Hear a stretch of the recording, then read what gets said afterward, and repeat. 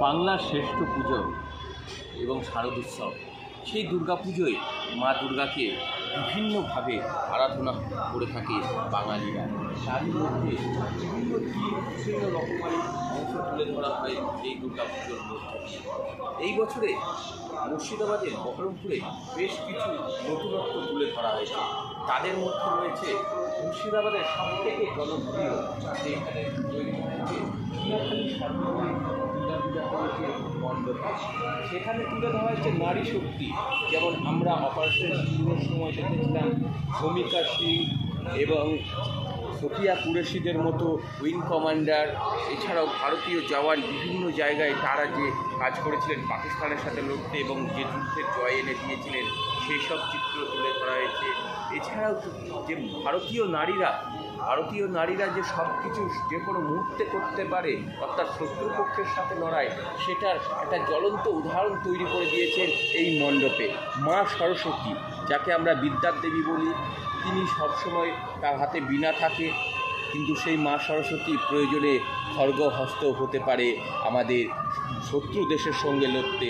তেমনটাই তুলে ধরা হয়েছে। আমরা যে কথা বলে থাকি, বিভিন্ন ধর্মগ্রন্থে পড়ে থাকি যে আমরা শান্তির কথা যেমন বলতে পারি, সেরকম সময়ে শত্রুদের সঙ্গে লড়াই করার মতো কাজ করতে পারি।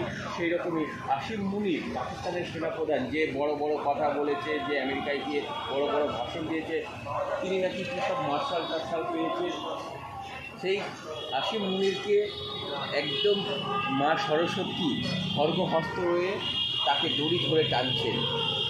এছাড়া তাদের যে প্রধানমন্ত্রী শাহবাজ শরীফ, তিনি রয়েছেন মা দুর্গার পায়ের তলে।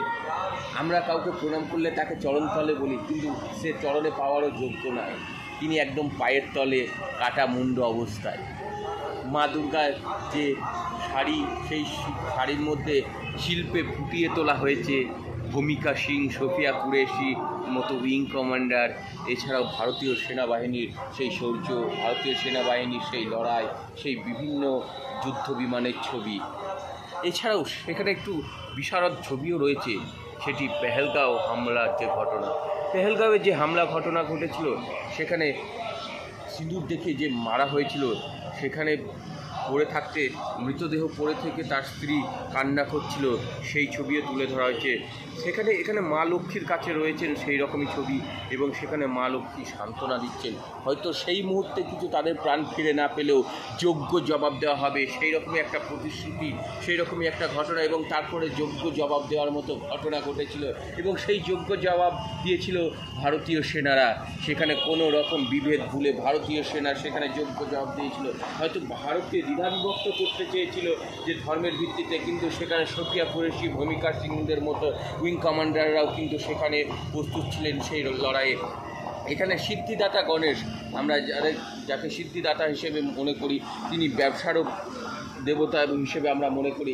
সেখানে সিদ্ধিদাতা গণেশ, সেখানে মা দুর্গার সব থেকে বেশি পুজো শুরুর আগে যার পুজো হয় তা হলো সিদ্ধিদাতা গণেশের, এবং সেখানে সিদ্ধিদাতা গণেশ তিনি রয়েছেন ভারতীয় জাতীয় পতাকা, জাতীয় তিরঙ্গা হাতে রয়েছে বিএসএফ জওয়ানের সাথে, অর্থাৎ বিএসএফ জওয়ান এবং সিদ্ধিদাতা গণেশ তারা সেই জাতীয় পতাকাকে, ভারতীয় পতাকা উত্তোলন করছে।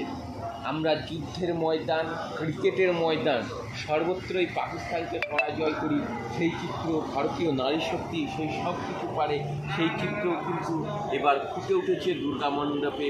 এবং শাহবাজ শরীফ, ইয়াসিন মুনিররা, তারা যে মহিষাসুর অর্থাৎ অসুরের ভূমিকায় থাকে, তারা যে ভারতের সঙ্গে সর্বত্রই পরাজয় ঘটে তাদের, সেই সব ছবি কিন্তু আবারও একবার তুলে ধরা হয়েছে মণ্ডপে।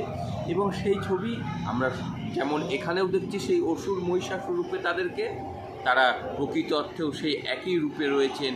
ভারতের বিরুদ্ধে তারা বড় বড় কথা বললেও যুদ্ধের ময়দানেও যেমন নাস্তানুবাদ হয়, সেই রকম ক্রিকেটের ময়দানে, সব কিছুর ময়দানেই তারা কিন্তু সেই নাস্তানুবাদ। ভারতের সঙ্গে তারা কোনোভাবেই পেরে ওঠে না, কিন্তু মুখে বড় বড় কথা, মুখে হারলে তাদের চলে না, কিন্তু তাদের আচরণ, স্বভাব ভঙ্গির জন্য আমাদের মেয়েরা, আমাদের মায়েরাই যথেষ্ট। তাদেরকে যোগ্য জবাব যেমন দিয়েছিল সোফিয়া কুরেশি, ভূমিকা সিং, সেই রকমই ছবি আবারও একবার ফুটন্ত এই পূজা মণ্ডপে। বাঙালির সবচেয়ে প্রিয় পুজো দুর্গা পুজো, এই শারদোৎসব, এই শারদোৎসবের সবথেকে বড় পুজো, এবং এই দুর্গা পুজোকে স্বীকৃত দিয়েছে ইউনেস্কো সেই দুর্গাপুজোর প্যান্ডেলেও কিন্তু সে আরও একবার চর্চিত অপারেশন ছিল।